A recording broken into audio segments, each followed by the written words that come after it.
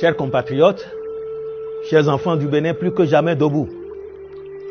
À tous ceux qui d'entre vous, sur le terrain virtuel des réseaux sociaux, me disent de moi et me prêtent les intentions les plus saugrenues, je voudrais prendre ici quelques minutes et vous parler d'homme à homme.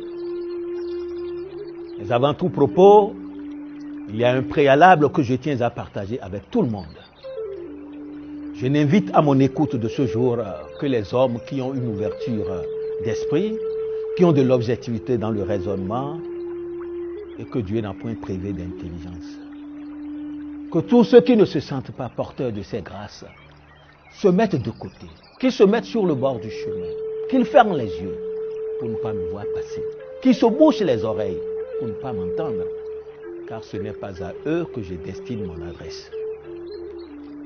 Vous qui ne bénéficiez pas de ces bénédictions, je ne serai pas votre Prométhée. Je ne nourris aucun espoir de vous apporter le feu, la lumière, car pour moi et notre peuple, vous êtes les ténèbres même.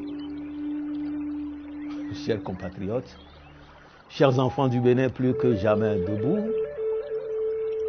parce qu'en 2016, juste après l'investiture, j'ai artistiquement, au nom de toutes les entités spirituelles qui officient dans notre pays, menacé le président Talon de me voir à la tête de ceux qui le combattront, au cas où il n'honorerait pas sa promesse de ne faire qu'un seul mandat. Certaines mauvaises langues m'affublent aujourd'hui de tous les noms d'oiseaux. À voir les factices indignations que suscite aujourd'hui mon libre choix de reconduire Talon pour un deuxième mandat, je constate simplement que pour une toute première fois, la parole d'artiste est devenue une chose très sacrée dans mon pays. Si ces 5 dernières années, ignorants qui sont du droit d'auteur, les pipeaux, entendez, pirates, politiciens, ont coupé, découpé et diffusé comme bon leur semble des extraits de mon œuvre qui arrangent leur fil dessin. Aujourd'hui, en désespoir de cause, ceux qui ont tout intérêt à voir Talon quitter le pouvoir après un seul mandat sont pris de démence. Ils se déchaînent et se débattent comme le diable tombé dans un bénitier. Sur les réseaux sociaux, ils révèlent qu'il y a dans leur ADN un amour passionnel des vérités tranquilles. C'est eux qui s'égosillent à dire « Talon ne respecte pas la parole donnée. Talon a promis ne faire que seul mandat. Et maintenant il veut en faire 2. Que Dieu le maudisse. Que Dieu le maudisse. Que Dieu le maudisse. » Quand j'entends ces balivernes, j'éclate de rire. Talon a vraiment dit qu'il ne ferait qu'un seul mandat.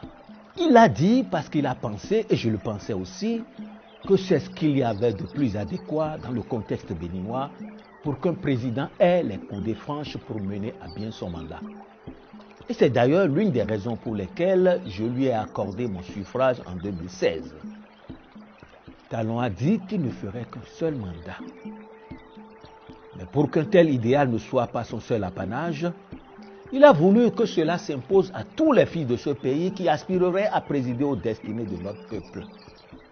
Mais comment élever une telle volonté au rang de loi si ce n'est en l'introduisant dans notre Constitution? Et c'est justement dans ce sens que Talon est allé dans sa toute première proposition de modification de notre loi fondamentale envoyée à l'Assemblée nationale le 4 avril 2017. Dans cette proposition de modification, il voulait, entre autres points, des points que moi je trouvais tous exagérément démocratiques.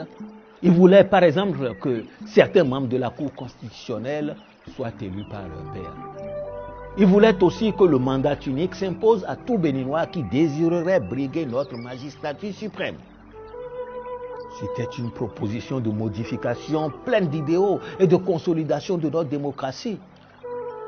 Mais comme l'idéal pour ce pays et la fortification de notre démocratie ne sont pas les choses les mieux partagées par tous nos compatriotes et tout particulièrement certains d'entre ceux qui étaient députés naguère, la proposition de Talon fut jetée à la poubelle sans que l'on ne lui accorde la moindre attention. J'espère que de ce rejet, vous vous souvenez au moins. Cette avantageuse modification de la Constitution, la mesquine opposition de ce temps-là l'avait rejetée sans lui accorder la moindre réflexion. Alors nous avons pris acte. Non, Nous dis-je? Non, non, non. Je ne suis pas sûr que vous ayez aussi pris acte comme moi. Moi, j'ai pris acte. J'ai pris acte du rejet du mandat unique par nos députés, donc par notre peuple.